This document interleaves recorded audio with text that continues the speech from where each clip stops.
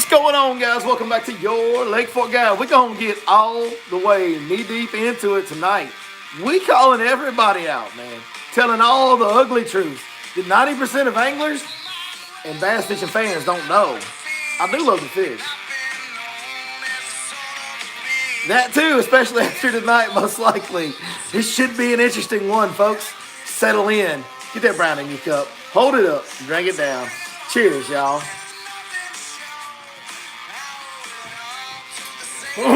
Little horse tonight. Woo.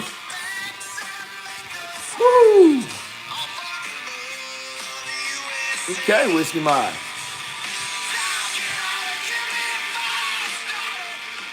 Little Whiskey Myers to set the tone for the night. Love that song. Love that band. They're into fishing. Man, listen, there's a lot of stuff that goes on in this industry that people don't know about. There's so much ticky-tack, back and forth. And I'm going to tell you the reality of who everybody is in this industry.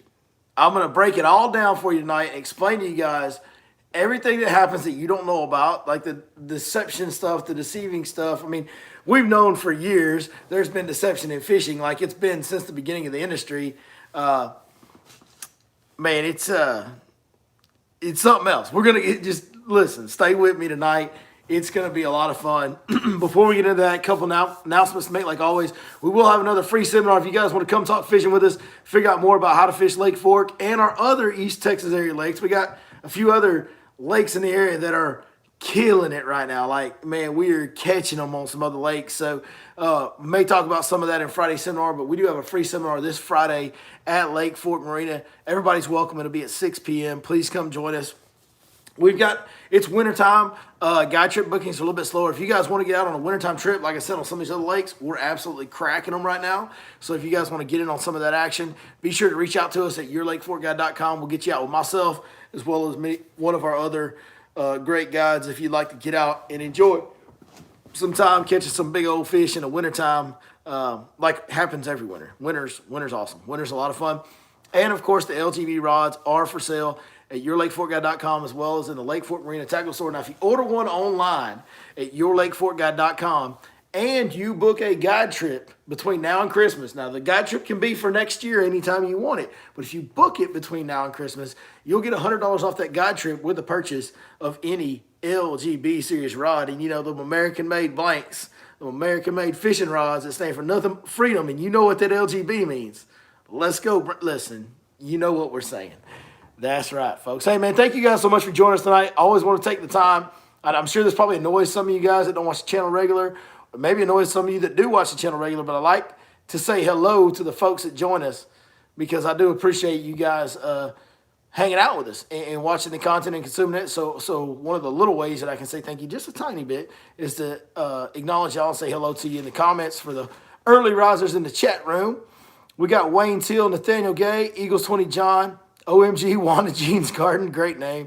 Jeremy Robinson, what's up, Jeremy? I heard from you in a while. Peter Hustler, Billy Snow, Tyler the Fisherman, Ron Foreman, Gary Mangwall, and we're starting to get a few more gathered in here as well. I know there's a lot of you that haven't commented yet. Speaking of that, if you don't mind, what happened to my man's head?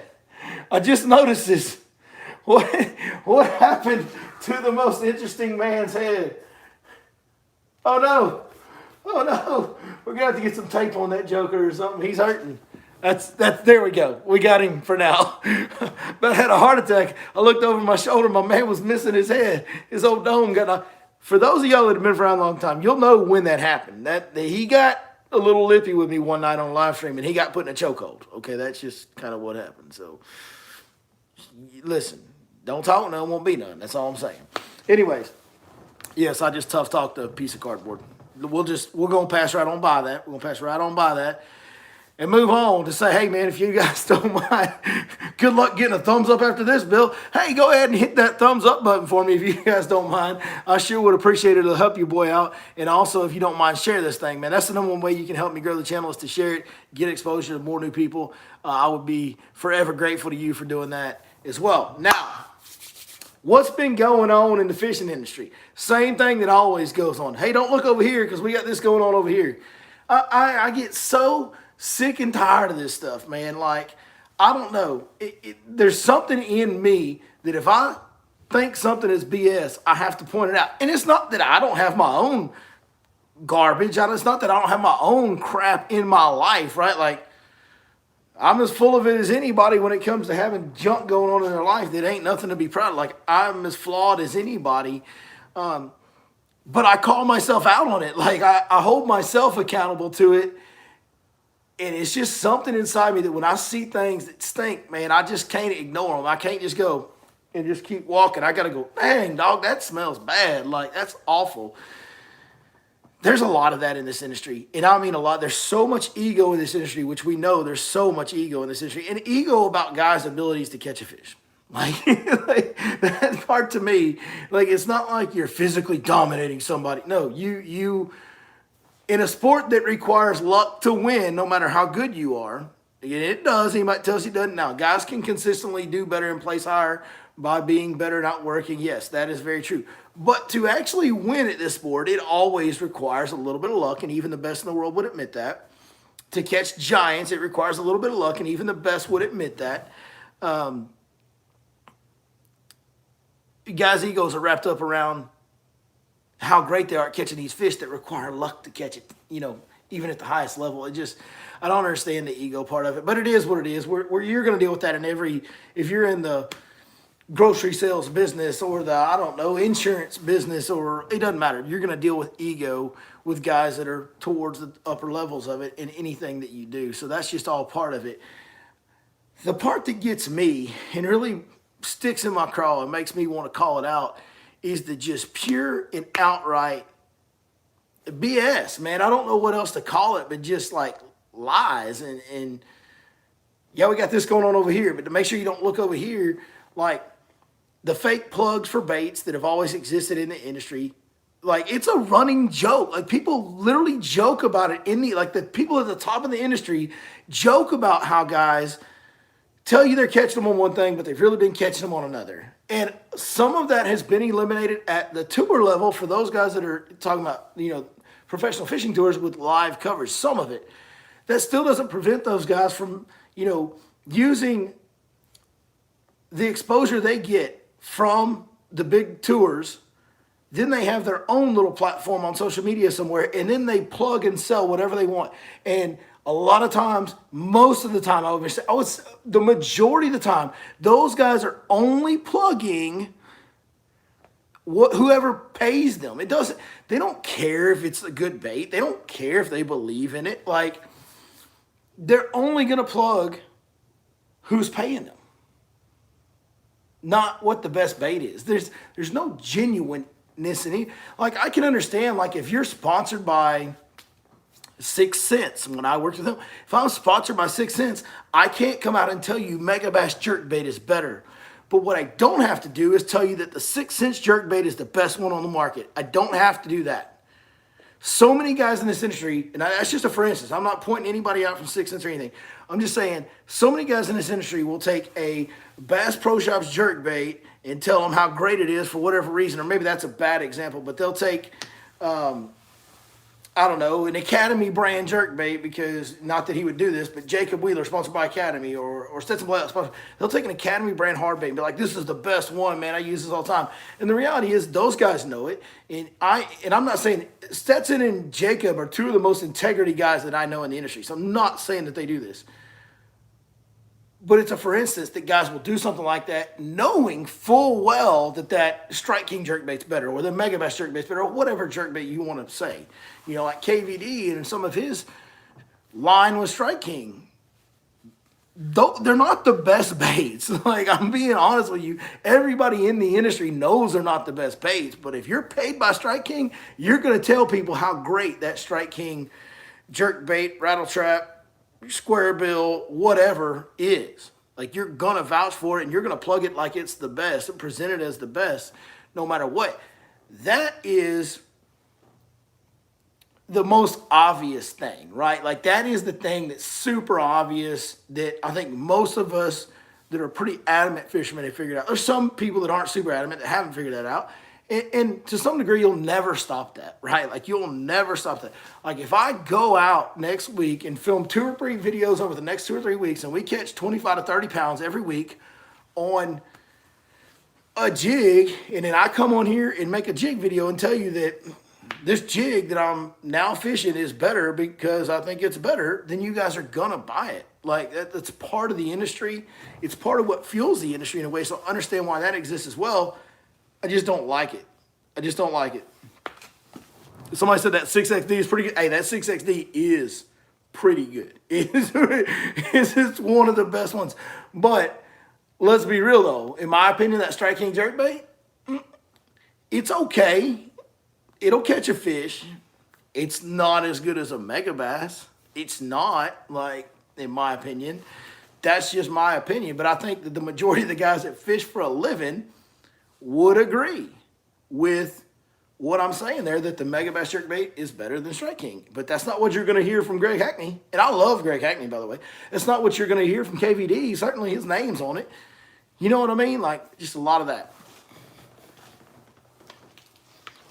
Now, let's get into what brought this video on. I've been actually stewing on this and thinking about making this video. I thought, you know what? I need to take some time. And gather my thoughts about this and present this in a way that I want to present it. And the more the time is going on, I haven't gathered my thoughts about it. I'm busy with life and everything else and kids and all that. So I haven't gathered my thoughts about it, made a plan to make a live stream about it. And I like doing these things live because then you guys get the real thing. It's part of, if I'm going to call people out for not being genuine, I have to be genuine, right? Like, I have to hold myself accountable to that level of genuineness too. So the live kind of helps me hold to that because I get to tell you what I really think. You get the real reaction, and there's no editing involved. And obviously, everybody knows that because here I am live. Bassmaster Elite Series this year went to 104 anglers.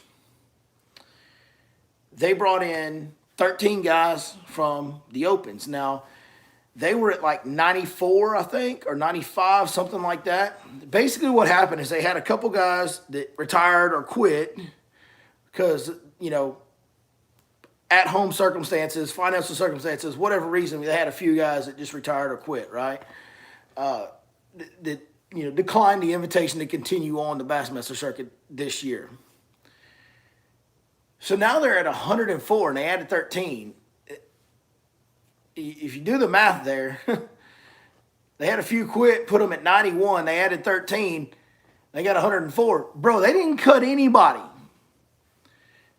Now, that may have been something that was voted on by the anglers. I believe that it was something that was voted on by the anglers, but I don't know for a fact. I'm not in the Elite Series, but I think it was.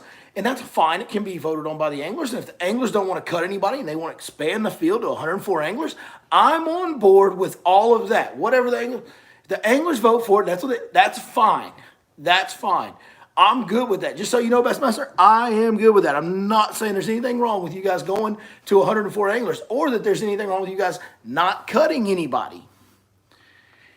Here's the problem. I know enough people in that organization and on up the chain, right? Like people that are part of running the organization and people that are anglers in the organization.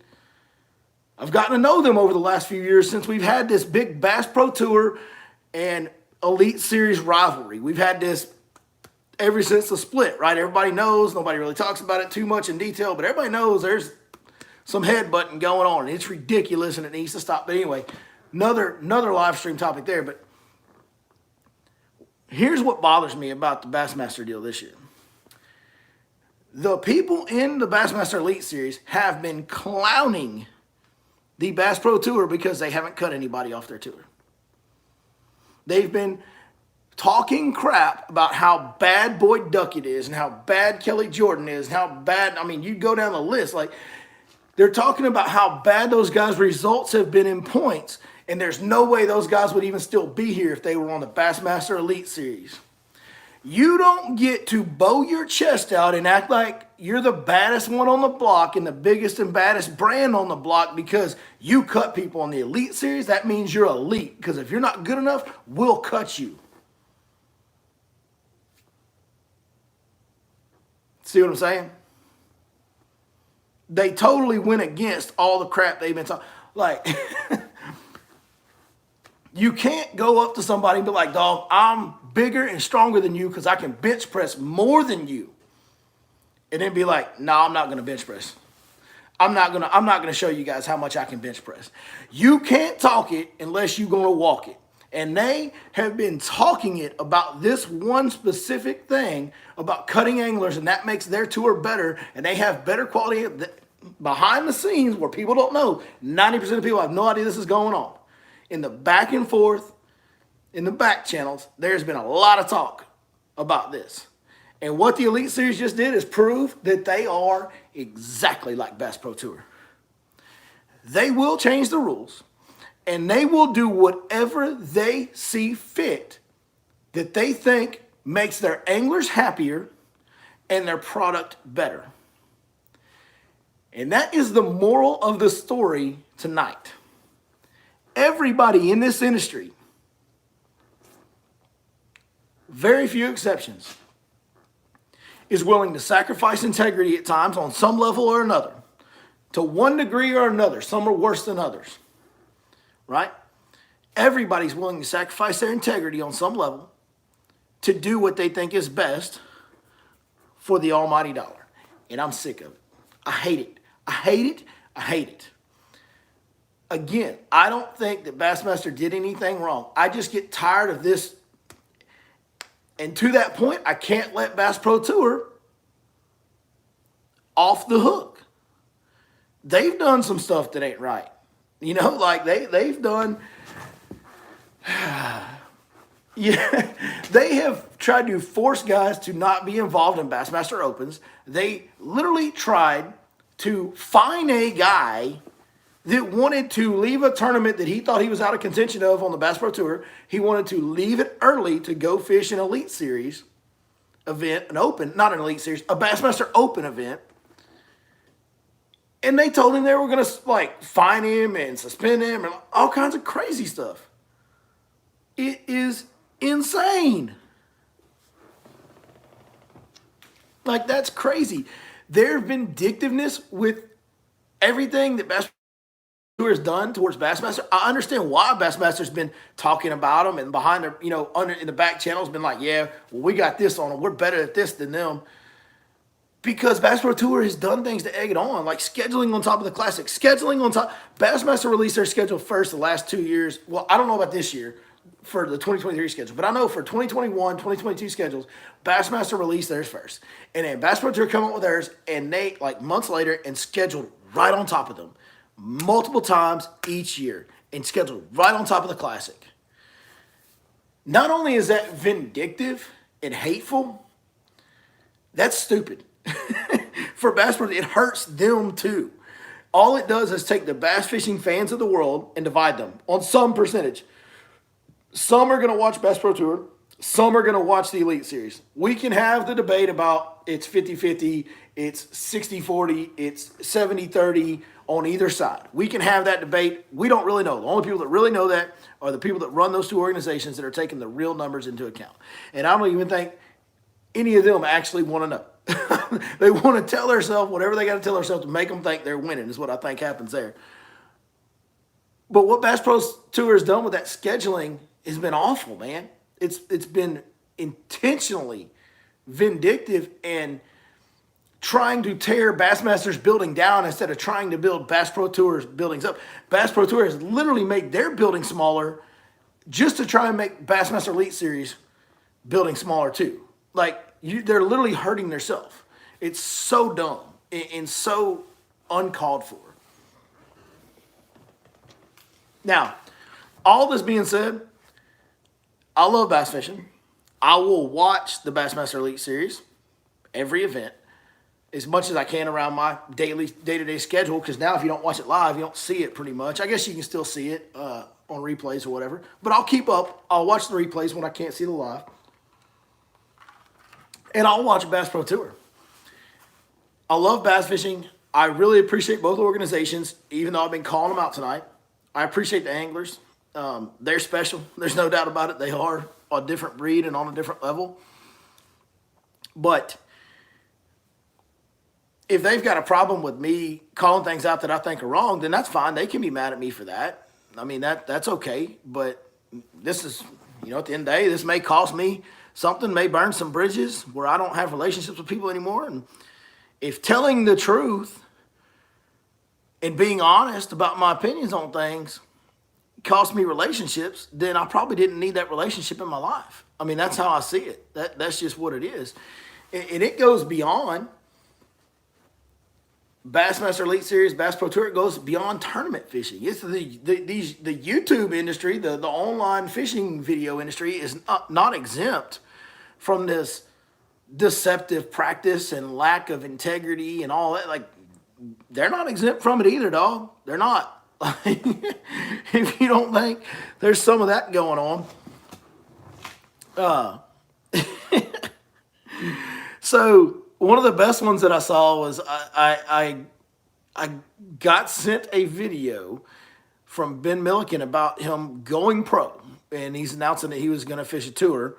The first thing I would like to clear up about that is when you go fish a Bassmaster Opens, I don't consider you to be a pro because they're open and anybody can fish that. You don't have to qualify for it, and you really ain't going to make any money. Like, you're not going to make any money just fishing the tournament trail. Now, Ben will do fine. Ben will probably I don't know how he's going to do competitive-wise. I don't think that he has anything to be worried about. I know he's a good fisherman, and I know he spends an insane amount of time on the water, which is, what it takes at that level. And I know he's very serious about it. So of all the YouTubers, he may be the one that's the most serious about it, may have the one that has the best chance to actually do something on a tournament trail of the original YouTube fishermen or whatever you want to call them. But in that video, the one thing that stuck out to me was he ended up announcing that he was going to go fish the Bassmaster Opens. And what really stood out was that he said that the Bass Pro Tour, to him, looked like they were having financial troubles because they kept changing rules. Because the first year they didn't charge the guys entry fees. Then after that, they charged them entry fees. Okay, so Bassmaster charged twice the entry fees that Bass Pro Tour did until Bass Pro Tour came into existence. Then Bassmaster had to basically cut their entry fees almost in half to even get close to kind of pacify some anglers that had just joined their tour because all the Bassmaster guys left and they weren't paying any entry fees. Then the next year, Bass Pro Tour did charge entry fees, but still weren't quite as much as Bassmaster. Now they may be just a little bit more. Basically, they're all charging pretty much the same entry fees now, Bassmaster and Bass Pro Tour. But both Elite Series and Bass Pro Tour are now charging almost half. It's almost a half price discount on the entry fees of what it was before Bass Pro Tour started. So because they gave free entry fees for 1 year and then kept them at half of what the Elite Series used to, you're telling me that tells you they have financial problems? They literally have given more money back to the anglers than any organization in tournament fishing at that level ever has. More than FLW ever did, that's for sure. More than Bassmaster did. They've given more back because they had at least 1 year of free. Like, to me, those anglers have gotten a better financial deal at Bass Pro Tour, hands down. You can't even argue it. So basically all that was, from the outside looking in, all it appeared to be was him throwing a shot at Major League Fishing, throwing a shot at Bass Pro Tour because he chose to fish the Opens. That's kind of how that played out to me. It was just like, when you know the inside of the industry, you know how things go, it's a lot easier to see through the garbage, man. The garbage. It's a mess. It's an absolute mess. I hate that this is what the fishing industry is. Even on my own personal level, at the guiding level on Lake Fork, I'm not blameless in some of these things. Like, I don't know that I would say I've egged it on, but like, I will say this. When guys around Lake Fork have taken exemption to things that I've done in the way that I operate my business, be it making YouTube videos, be it making a map chip, be it making an app with fishing spots on it, when guys have taken exception to that instead of being like, well, I upset somebody, maybe I ought to rethink what I'm doing, my mentality is, well, I'll figure out something else to do to make them even more mad. Like, I do have that. Like, if I'm just out here, because in my mind, what I've done hasn't lacked integrity. Like, when I made an app with fishing spots on it, I wasn't doing it to hurt anybody's business. I was doing it to create an avenue for people that didn't have the luxury of hiring a guide. And I wasn't taking away from anybody's guide business. And the fact of the matter is, 5-6 years later, I haven't hurt the guide business at all. There's more guides now than there was 5 or 6 years ago on Lake Fork. So I didn't do anything to hurt the guiding industry. And the accusations that were so wild, like I had so many crazy things said about me, from personal stuff to, drug use accusations and just crazy stuff that was said about me. It put a fire in my belly and made me want to just irritate the heck out of y'all. And I thought, you know what?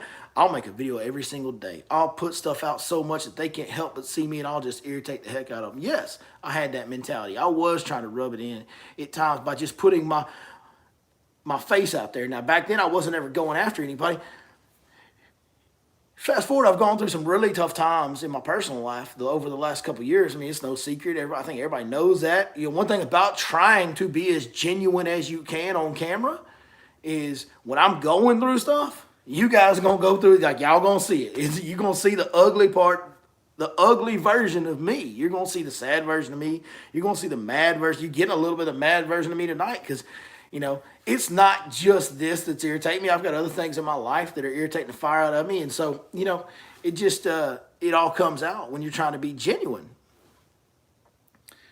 And I made a really bad mistake earlier this year, and I can't really talk about it because there is some legal stuff still in the process, still pending, unfortunately.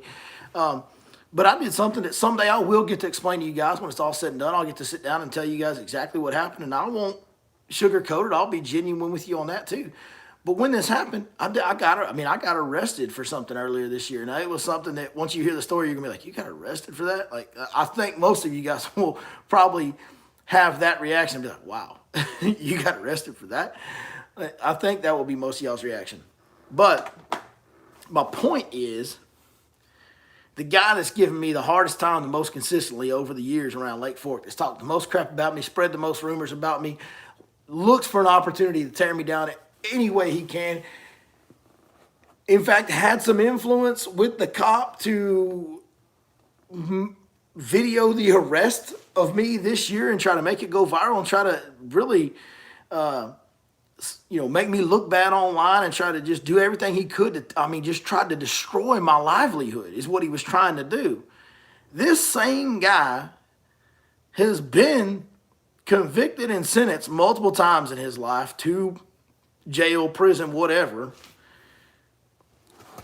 Just within the last couple months, this idiot was posting Snapchats of him drinking and driving. Like, this guy's over here clowning me for making this one mistake, and he is literally posting on Snapchat of him drinking and driving, talking about how strong his drink is and that ain't water, and got Coe Wetzel on the radio. And dude's an idiot, man. And this is he puts his, and he's one of the most popular, maybe the most popular guy on Lake Fork right now. He's well known. And yet on his Snapchat, he's drinking and driving. And he's got a record, like, been to prison. Not that long ago, the last time. But he wants to try and destroy my livelihood. No self-awareness, no respect for each. No, he has no respect for me at all. Obviously, he literally tried to destroy my life this year, right? Like, literally tried to. So it's I gave him the ammunition. That's the thing. When you know somebody once has a gun pointed at you, you don't hand him a bullet. I handed him a bullet, so it's on me. At the end of the day, it's on me. But man, there's a lot of crap in this industry. Okay, and the shame of it is, the majority of the industry is good, like really good, like good people. And it's just these few that keep the pot stirred. And I think it's like that a little bit everywhere, right? Like in every industry, it's just the world in general. It's just a few that keep the negativity going, that keep the pot just brewing. And I may be one of them. it may be on me too. Like I can't leave well enough alone on a lot of this stuff, and I can't ignore it. And I probably cause as much of the problem as anybody. If I'm being honest, I don't know. I don't feel like I do. I feel like when I say something, I have a reason to say it. I have a purpose for saying it. But at the same time, maybe I'm part of the problem too. Maybe I am. So at least I can be self-awareness and blame myself. Some of these guys, I don't think they can do that. So at least I got that, I guess. Some bass fishing serious talk? Yes, we can get to some bass.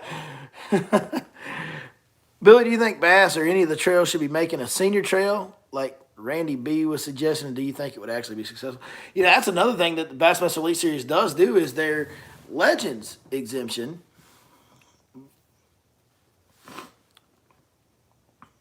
I've heard it from people that work at Bass. There is no limit. They can let anybody that qualifies under the Legends qualification, they can let as many of them on the Elite Series as they want for as long as they want. I've heard some guys say, well, yeah, they can only use it twice or they can only use 2 per year. No, they can. There's no restrictions on that Legends exemption, dog. None. And I understand that they want to keep the big names in the game and all that. Want to respect and honor their great legendary anglers, but maybe a senior tour, right, would be maybe a better way to do that. Now, I've never really been huge into watching golf. I used to play a lot, and I used to watch it some. But I can tell you what I didn't watch hardly at all. Even when I was super into golf, I can tell you what I really didn't watch. The senior tour. How many fans are actually going to watch the senior tour? They're the hardcore guys that are obsessed with watching bass fishing tours. Yes, they're going to watch it. I would probably watch it because I'm hardcore in bass fishing, right? But that doesn't pay for the TV production and the online production and the live coverage and all that. Like, you got to have a lot of people interested in it. I just don't know if they could garner enough interest on it. But I think that would be, to me, a better option than the Legends exemption and letting David Fritz go out there and get his teeth kicked in year after year.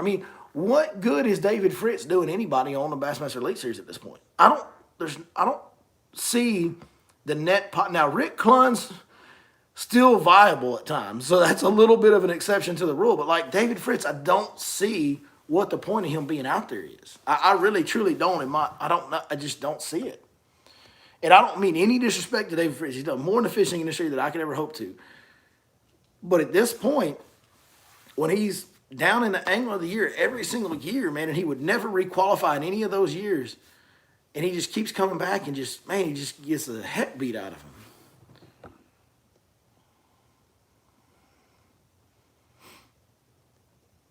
Randy claims, I guess y'all are talking about Randy Blockhead. Yeah, no, he's an interesting guy. I'll give him that.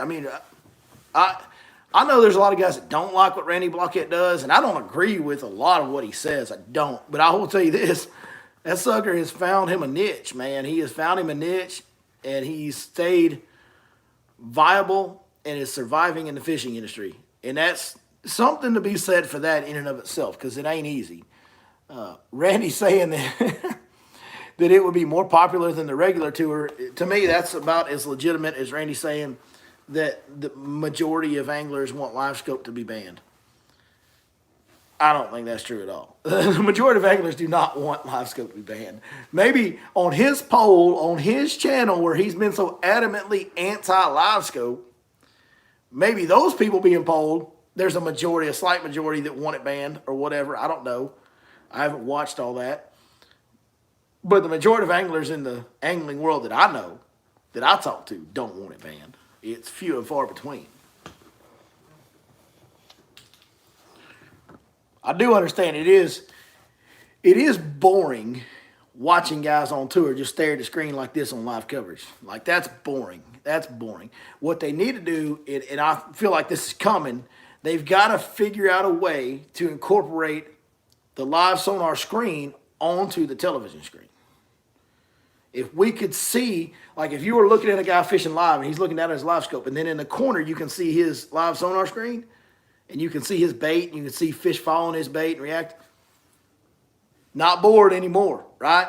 I'm not bored anymore. I think they've got to try to figure out a way to do that. I think that's the thing that they need to work on. And I think they might be already trying to work on that, and I do think that will happen.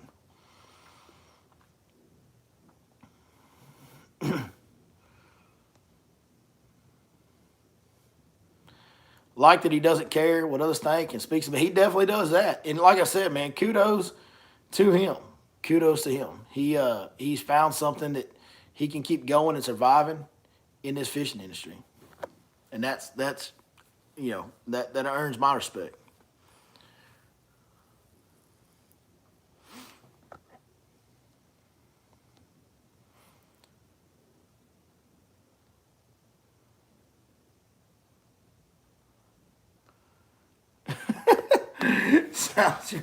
If I end up in a hospital, my life depends on his description of my disease. I would start praying. Randy claims. LOL. My goodness. Y'all throw some questions in there, man. It's supposed to be a halftime show, and we done gone over halftime, I'm sure.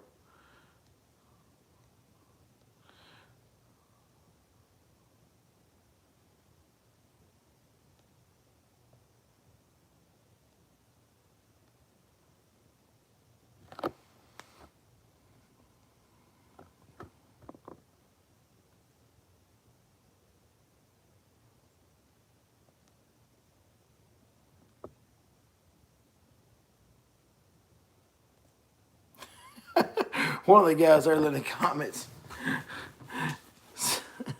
Randy B milked the heck out of the weights in the fish deal. Talk about getting, yeah. He's chasing that YouTube deal hard, man. And to be honest with you, that's what you have to do. Like, if you want to make your living on YouTube and ad revenue, you've got to chase the clicks. That's part of the problem with it is, I don't care who it is. You look at Flair, you look at Lunkers TV, Rackley, you look at whether it's Randy Blockhead, it doesn't matter who it is. Like, you look at these guys that are literally making a living from the social media stuff, from YouTube. They're chasing clicks. Look at what Milliken's done with over the years, and he still does it with the fishing in a sewer storm drain and a fishing, live bluegill and micro fishing. And I remember Lunkers back in the day, he was like, well, bow fishing was trending in the YouTube search engine. So he went and made some bow fishing videos and was like, I remember he was like, dude, you see how many views that bow fishing? He goes, man, I hate doing that crap. You see how many views it got?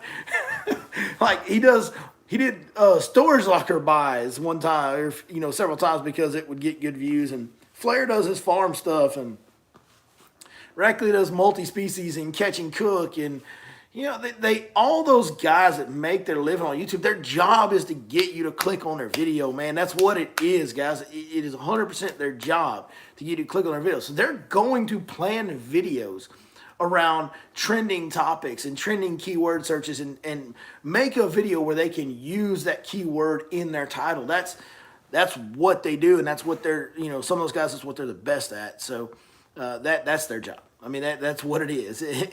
and try to make entertaining content around those topics, right? But I can tell you the biggest part of YouTube, in my opinion, is the thumbnail and the title. And being able to catch those trending terms and make videos around that. If you'll take the time to do that, you can do YouTube in a big way still to this day. It's harder now than it used to be for sure. But even for those guys that already established big channels, for them to continue getting views, they have to continue working at those trending keywords.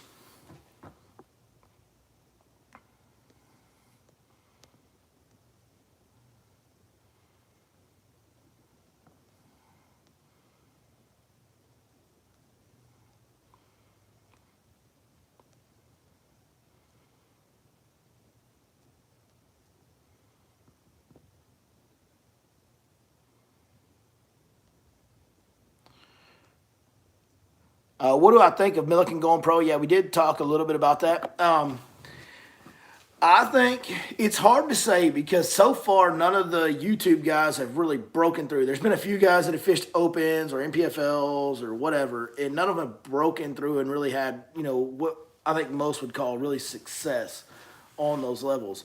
So will Milliken be successful on the Bassmaster Opens level? That is almost impossible to answer, I think. What do I think of it? I think it's good. I think it's good for him. I know that guy well enough to know that he spends an inordinate amount of time on the water, and he works as hard as anybody. And he is legit at fishing. Like, he's good at it. He is a good fisherman, okay? He's going to have to put that swim bait down.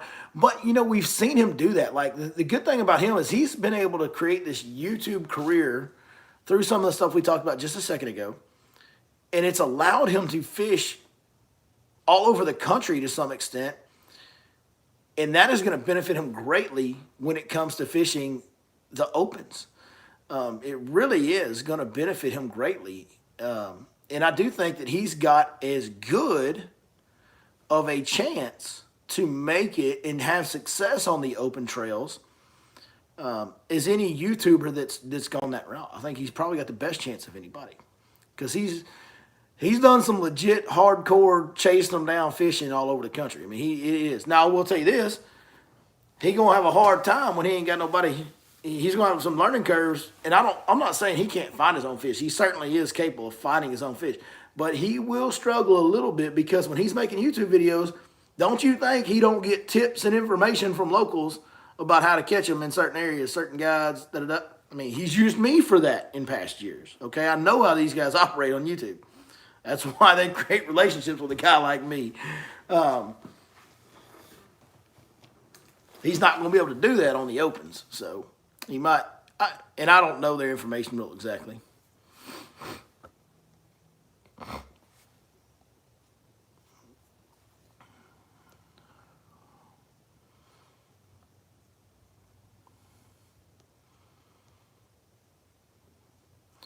What's your opinion on Jordan Lee? He's awesome, but seems like he fell out of fame. I don't think so. I think he just had a couple of normal years, like really good years, but he won two Bassmaster Classics in a row. The first year on Bass Pro Tour, he killed it, won multiple events, was just doing great things over there. And I think this year he was in the top 10 in the Angler of the Year on Bass Pro Tour. Like, that's really good. But it's not up to the standard of what he was doing. He's not getting that big W, man. You go a little while without them W's, and that shine goes off that penny real fast in that tournament fishing world, especially these days with so much other alternatives to consume from a viewer's perspective on social media.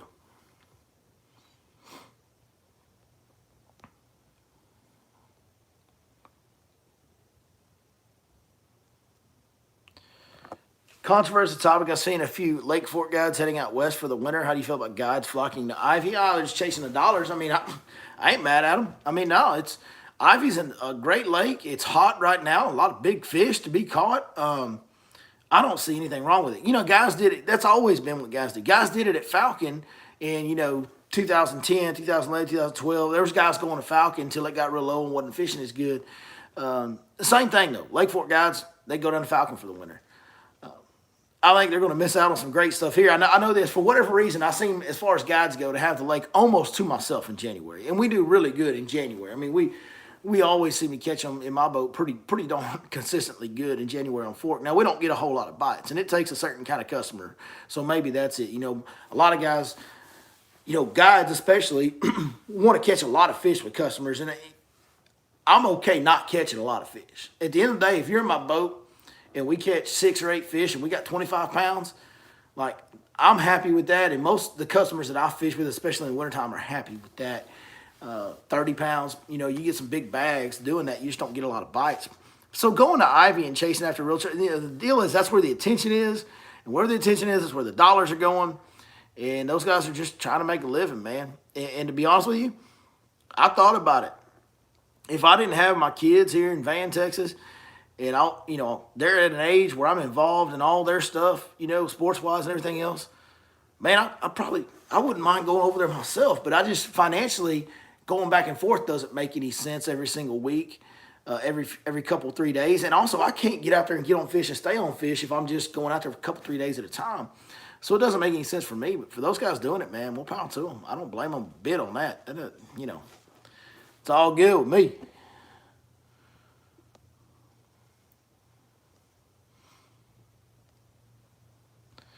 All right, guys, I'm going to roll, man. Hopefully I didn't make anybody at Bassmaster too mad. Listen, I know they had their reasons. I just hate that we have all this back and forth behind the scenes. A lot of it's behind the scenes, and I just hear it all. And man, you can't act like that, in my opinion, and then come out and do the same thing they did as far as not cutting people.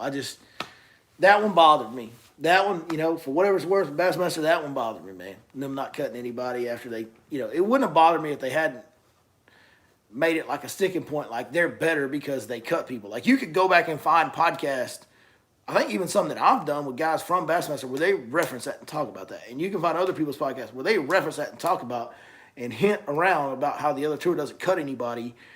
And it's kind of a joke because the older guys, if they were on Bassmaster Elite Series, couldn't cut it. Well, now you're not cutting anybody. So what the hell, man? What the hell? So, it is what it is.